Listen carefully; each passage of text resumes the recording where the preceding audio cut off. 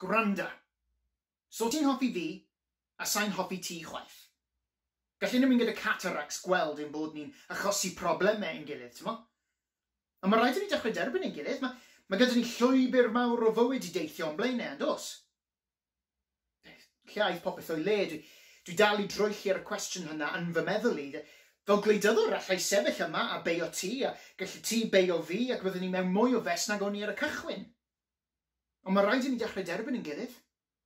Fel de a gogledd Corea. Mae rhaid i ni cysylltu yn gilydd. Checio mewn yn gilydd. Lle aeth popeth o'i le? Mi ddwedai wrth y ti.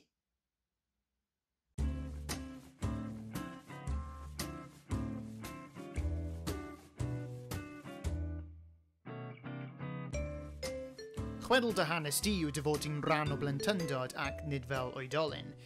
Proffeswyd Immanuel Kant, dyma fo, a bod yna reality yn y byd a dydyn ni ddim yn gwybod amdano. Gawodd rhain yn nomenon sy'n gwahanol i ffenomenon, ddelfryd clirol reality fel y rydym yn adnabod. Rwy'n parablu ymlaen yn barod. Hynny yw, y nomenon yw'r gwirionydd ac nid beth mae pobl yn o reidrwydd yn ei weld o flaen nhw. Wel, dyna sut yn gyffredinol rwy'n teimlo am ein berthynas ni, ti'n mo? Nid yw pawb yn gweld y gwirionydd sydd o flaen nhw. Gweithygodd popeth yn mor gloi as mi fod yn blentyn. Un o'r ffigenwau ges ti yn yr ysgol oedd cornflakes. Ac yn ystod y haf, oedd y ti fel cig moch yn ffrio yn y pan tra bod pawb arall yn chwarae tu fas. Mae rhan fwyaf o blant yn mynd i'r arcade neu'r skatepark pan maen nhw'n 14 mlynedd fod, ond ges i'r ffawd o gael fynd i'r dermatologist, ac ffeindio nhw dim byd ar ôl wythnos o wisgo'r anghenfilod yma, sylweddorus fod patch testing ddim yn unrhyw beth i'w wneud gyda morladron, ac roedd yn barod i glywiliadu am The Matrix, yn enwedig pan dwedodd Dermastein y geiriau y fydd yn newid fy mywyd am fyth. Get used to it, Harry, because you're going to be living with this for the rest of your life.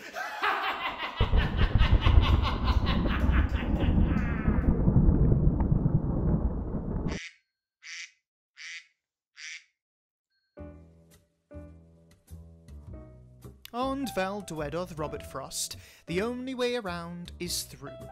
Ac nawr, fel oedolyn, hoffwn i ddweud fod ti wedi palu rhyw ffordd. Ond na, rwy ti dal yna. Bob nos yn rwystro fi rhag cysgu, yn troi ac yn symud tan bod dim diweddglo. Ac yn y bore, hanner y croen yn gorwedd yn y gwely fel neidyr ar ôl i mi adael. Gyda'r bore, mae'r gwely yn edrych fel y golygfa yna allan o Nightmare on Elm Street, pan mae Johnny Depp yn cael ei bwyta gan y gwely. Ond edrychus dros dy di yn do. Cetraben, moisturiser, ffrind gorau eczema, plus-sized ac wastad yna i ti. Umavate, steroid, wyneb a gwddf.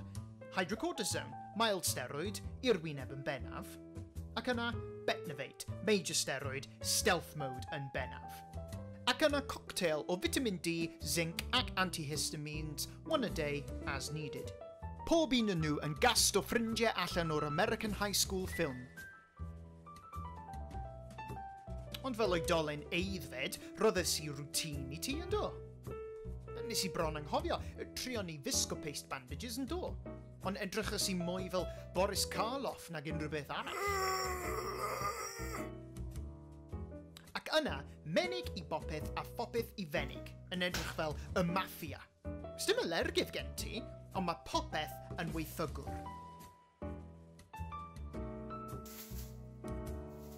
Serch hynny, rydym yn byw mewn byd lle mae popeth yn cael ei arddangos.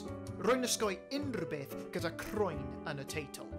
Ac yna daw'r misoedd oer i ymweld â ni. Dim ond ffwl sy'n byw gyda cyflwr fel ti sy'n ffeindio fod sefyll allan yn y tywydd rhewllyd yn paradwys. Ond mae'r un ffwl hefyd yn wybod fod tymhorau fel hyn yn chwarae hafoc arno ti. Pwy a oer o un ddydd i'r llall sut wyt ti yn mynd i ymateb? O, a gerllaw, dyw central heating ddim yn ffrind i ni yn ystod y gaeaf. Ond does neb yn y byd yn gallu rhwystro symudiadau y tymhorau achos yna Along came COVID-19, the not so much anticipated sequel to COVID-18, colli swyddi, colli feddwl.